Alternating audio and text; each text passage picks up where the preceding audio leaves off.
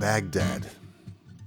This was written in Perth, Western Australia, late 2003, while the aircraft carrier Abraham Lincoln was victualling in Fremantle, with people lying on the streets in protest against the Iraq invasion.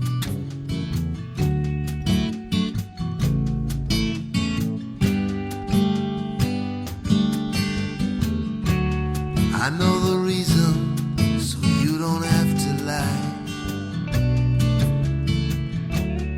This is the season when the wells run dry. You don't have to lie.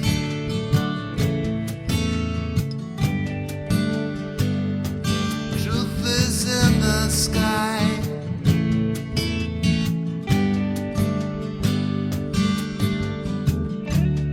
I saw you walking, you were alone. Nobody was talking, no one was at home. You don't have to sing.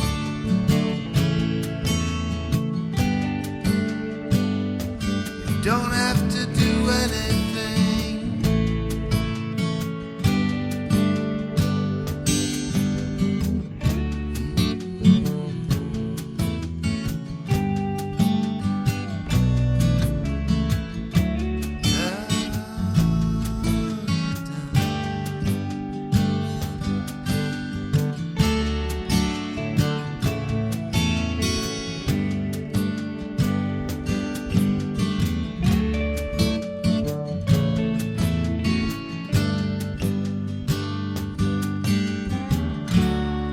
Richie Havens sang at Woodstock. Sometimes I feel like a motherless child, a long way from home. Lessons. In my first real job as a gents outfitter, the lesson to be learned was that the guy walking in for a lounge shirt presents an opportunity to sell 2 or 3 shirts, matching ties, shoes, and maybe even a dapper new suit. It was relatively easy, and it put good hard cash into my eager young pocket. Those selling skills were honed further during a brief digression from my law studies to Olivetti as an office machine salesman.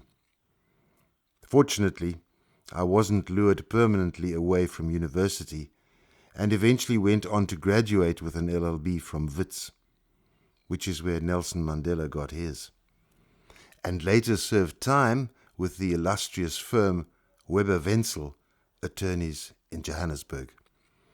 It was there that I learned another important lesson. This entailed coming to terms with the reality that I had gone to Krugersdorp High School and not St. John's, and never the twain would meet. Becoming a partner at Weber's was unlikely. It didn't take me long to realize that I would never make a large firm attorney, and so when one of my clients indicated that they needed a German-speaking legal advisor, I jumped at it.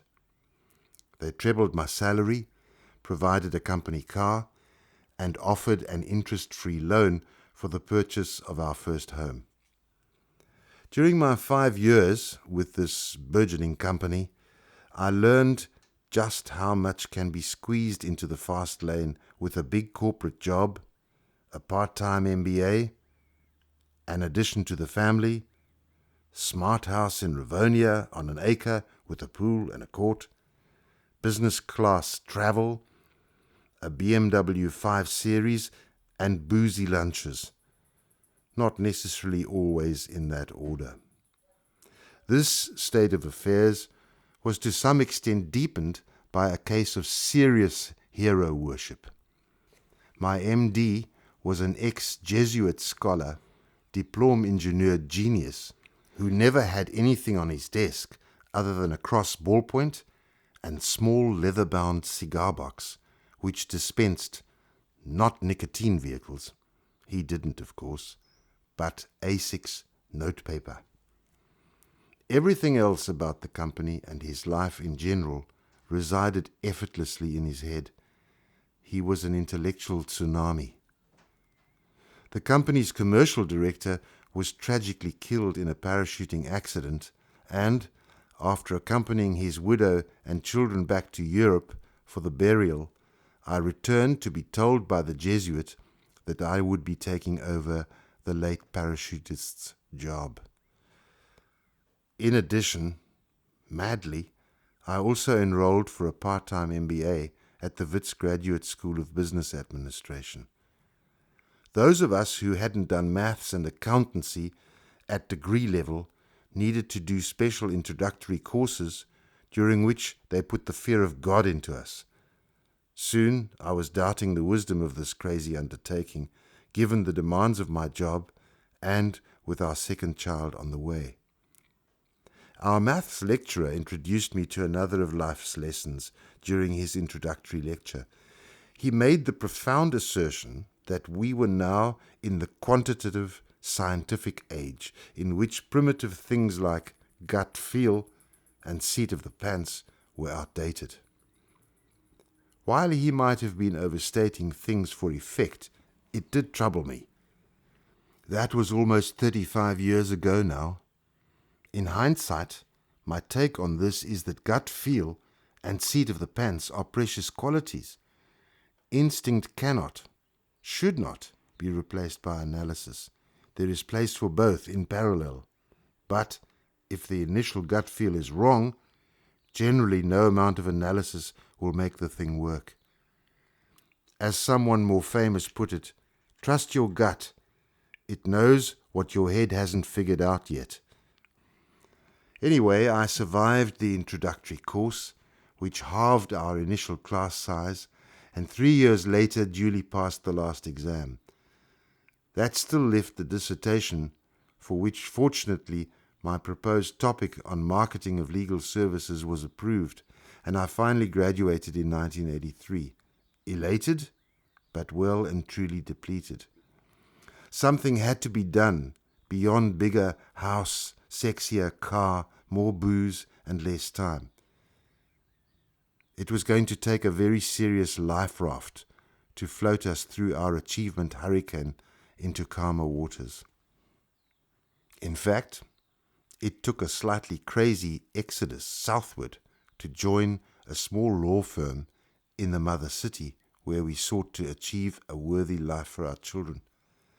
I resigned my big job to the consternation of the diplôme engineer, gave back the BMW, bought a used Peugeot station wagon plus trailer, and drove to Cape Town with a wife, 2 sons, and a dog. A very good move, but not for the timid. It was in the gorgeous mother city that I gained another learning, namely the value of a gentleman's agreement, now a sadly dormant phenomenon. My 6 years with the law firm were not lucrative, but I was able to practice my rather randomly chosen profession with a measure of success in the company of delightful colleagues, all of whom originated from South African small towns and lived by sincere values without deliberation or doubt. We did not have a written partnership agreement. It was simply unnecessary. There were no serious disputes between the partners in my 7 years there. We just worked through disagreements as they arose. When the law firm began to expand, as had become the inevitable trend, I decided to take the gap and re-enter the corporate world. My 7 years there had been wonderful, but the small firm formula had run its course. My MBA dissertation had been on the subject of marketing of legal services, which was then very new. Frankly, it was taboo. Lawyers, like other professionals at the time, simply did not stoop to the sordid level of actually promoting themselves. But I had anticipated a change in this approach and expected law practice to become ever more ruthless, not to say rapacious. Little did I know.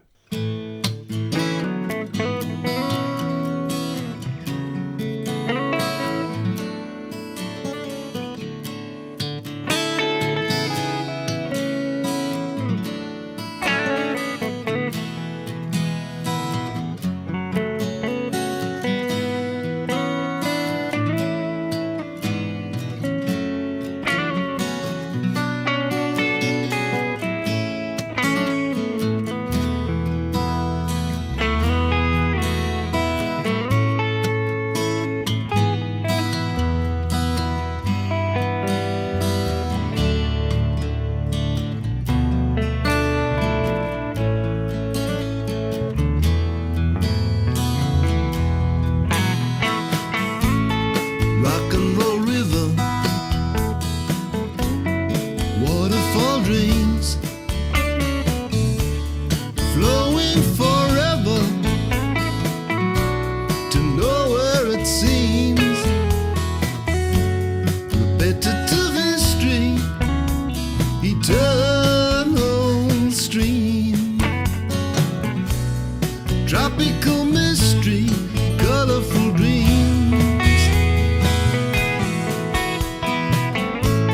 solitary soldier returning home, wiser but older, maybe alone. Corporate jungle, primitive ways, avoiding the tumble for another day. Competitive history, eternal stream, tropical mystery, colorful dreams. I'm a corporate soldier trying to get home, wiser but older, maybe alone.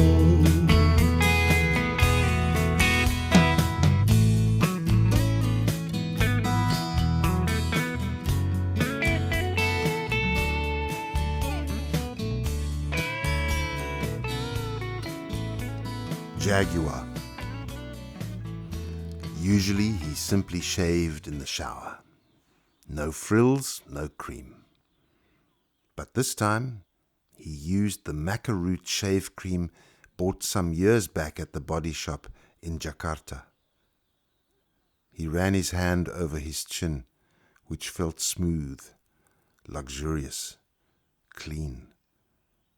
This deserved lotion.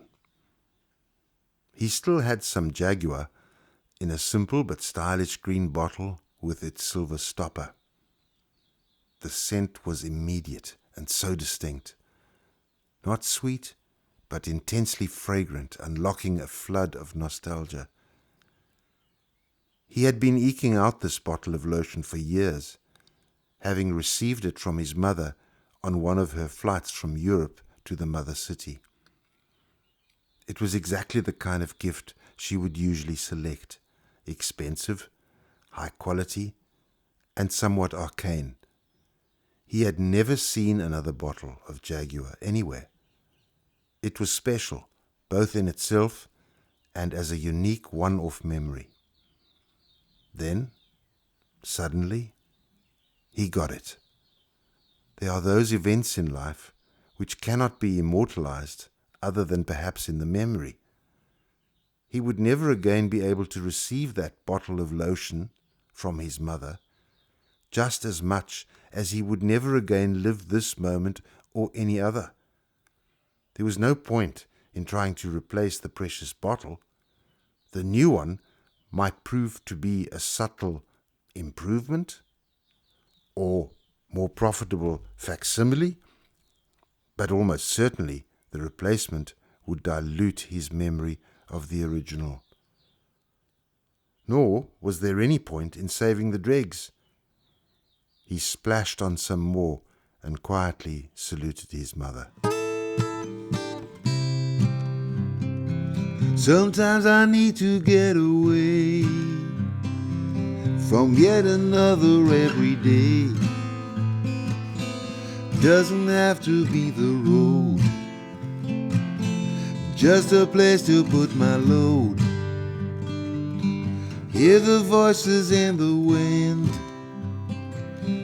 and the rhythm of the rain, while I shelter from the storm. Does the job to keep us warm. Gaia, ahoy, Gaia, Gaia, ahoy, Gaia.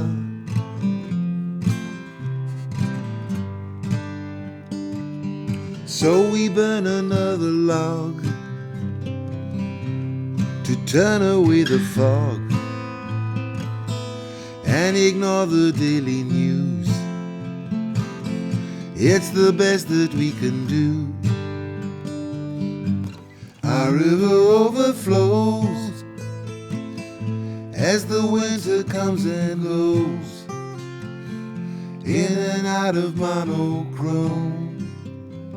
I'll never tire of going home.